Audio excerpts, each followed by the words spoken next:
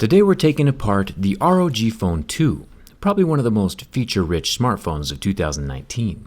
We're going to look underneath that crazy metal protrusion on the back panel and see if it actually does anything besides just look cool. And we'll see how the glowy LED lights on the back panel work. Should be pretty interesting. This video is sponsored by Turo. Let's get started.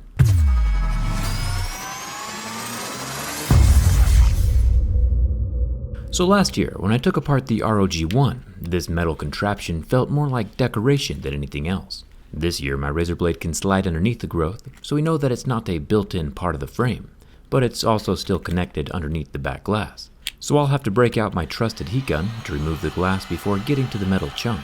The adhesive holding down the rear glass panel with its colorful accent lines can be warmed up and cut away with my suction cup and razor blade. Working my way around the hard angles of the metal vent is fairly complicated. Glued shut phones are never the easiest to take apart. Finally though, with enough heat and persuasion, we can rotate the back cover off, revealing an absolutely massive internal battery, and a self-lit LED reflective back panel. The lights inside the ROG 2 aren't deflected from separate LEDs. The LEDs are actually built into the reflector itself. Much better design than last year's ROG 1 that had the LEDs off to the side, shooting into a white piece of plastic. This new method is much more efficient and more secure. And since it has its own gold contact pads, these can basically be added anywhere inside the back panel on future phones, and can just shine through wherever the glass is clear. So let's cross our fingers for even more lights in the future. It's nice to see that the RGB lighting on gaming smartphones is improving. Asus is really shaking things up. Speaking of brands that are shaking things up, huge thanks to Turo for sponsoring this video. Turo is a car sharing service that has vehicles in more than 5,000 cities across the US, Canada, Germany, and the UK. It's just like renting a car, but way easier. And the price, on average, is usually 30% less than a normal car rental service. There are some pretty nice cars on here as well. Turo has 24/7 customer support and roadside assistance, and you also have access to insurance through the Turo Insurance Agency. Personally, I'm eyeing these Teslas that I can rent all day for super cheap. Turo can be accessed via the web or by downloading the app for iPhone or Android. Use the link in the description along with the discount code RIG15 for $15 off your first trip. If you need a truck to move something, or just want to try out a Tesla for the first time, or maybe just need a cheap car to get around while you're traveling, Turo is pretty simple, and you can even rent out your own vehicle to make some extra cash. I'll leave the link in the description if you want to learn more and get that $15 off. And thanks to Turo for sponsoring this video. To get deeper inside the ROG Phone 2, we gotta remove the 8 screws holding down the bottom plastics, and the 5 screws holding down the top plastics. You would think at this point, when those screws are off, that the back panel could come away from the phone, but it turns out there are 2 more screws hidden underneath the metal vent. And since the glass is now off, I can slice underneath that metal vent and remove it from the frame. This guy is its own little unit, stuck to the phone with adhesive, and it is hollow inside. The underside of the hump is made from plastic, with only a very thin outer metal shell, about as thick as a pop can. The metal hump itself definitely does not provide any active thermal cooling. The tiny copper grill, however, does have a direct opening to inside the phone, which from a water resistance perspective is a nightmare. But once again, there is no direct contact with anything on the motherboard.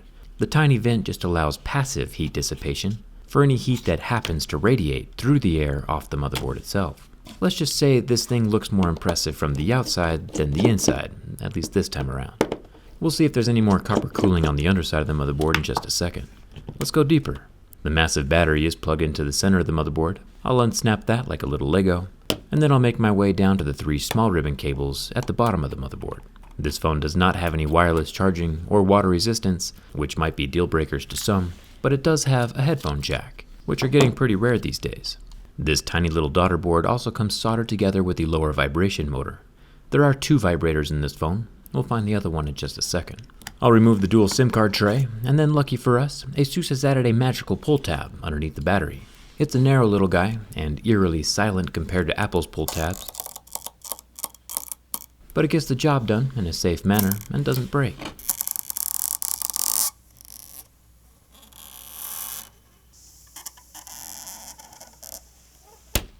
There is a bit of gentle adhesive on the far side of the battery, but nothing that's super dangerous.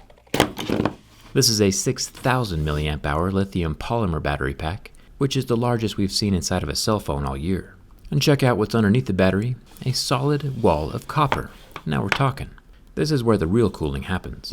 This is an underscreen vapor chamber. We've run into a few of these in the past. We'll have to pull it out to see how big it really is in just a second. First, I'll remove the rubber plug out of the side dual USB-C accessory and display ports, and unclip the dual rear-facing camera, and pull it away from the phone. It's got a 48 megapixel main sensor on the left, and a 13 megapixel wide-angle camera on the right, neither of which are advertising optical image stabilization. The front 24 megapixel camera also does not have OIS, but does come with a gray rubber ring around the lens. Kinda random. I can finally pull the motherboard out from inside the phone frame. It's got a long, thin design that basically wraps around the whole phone.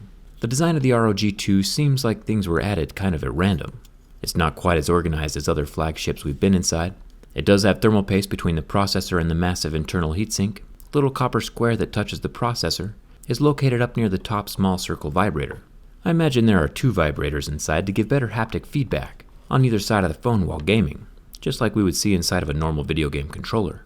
The top and bottom stereo speakers are also a bit different. The top speaker is much smaller, and the bottom speaker doesn't appear to have any balls inside like we saw inside the Galaxy Fold. The underscreen fingerprint scanner is also down here at the bottom of the phone, near the loudspeaker. It's a little camera that shines up through the thin AMOLED screen to read your fingerprint. Now, normally we do try to keep these phones in working condition. I like putting them back together, but this particular design puts the copper vapor chamber between the frame of the phone and the screen.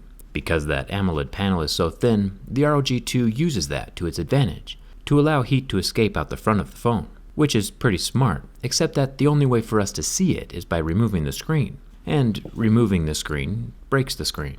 Screen removals are usually only performed when the screen is already broken. The ROG Phone 2 has a large 6.6-inch 1080p display, but the thing that makes it special is the 120Hz refresh rate. It shows images twice as fast as normal phones do. And yeah, cracking a 120Hz display hurts me a little bit on the inside. But at least now we get to see what we came here for.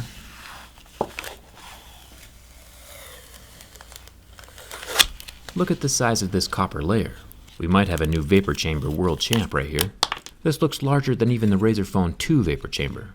Normally vapor chambers have, vapor inside. Vapor wicks along the little copper capillaries to keep things cool, and usually this vapor is visible when we slice it open, at least for a second. But in my particular ROG Phone 2, no vapor is visible inside. It's bone dry in here. But even without liquid, it's still a substantially large heatsink, and copper does a good job of dissipating heat all on its own. I think it was definitely worth taking off the screen, even if the phone didn't quite survive. On paper, the ROG Phone 2 is one of the best phones of 2019, with its impressive screen and large battery. But with that open rear ventilation system, that's more for looks than anything else, it's also very much the least water-resistant phone we've seen in a very long time. Would that major lack of water resistance in a phone this powerful make you nervous? Let me know down in the comments. Don't forget to check out Turo next time you need to borrow a car. You can use that RIG15 code to get $15 off. Come hang out with me on Instagram and Twitter. And thanks a ton for watching. I'll see you around.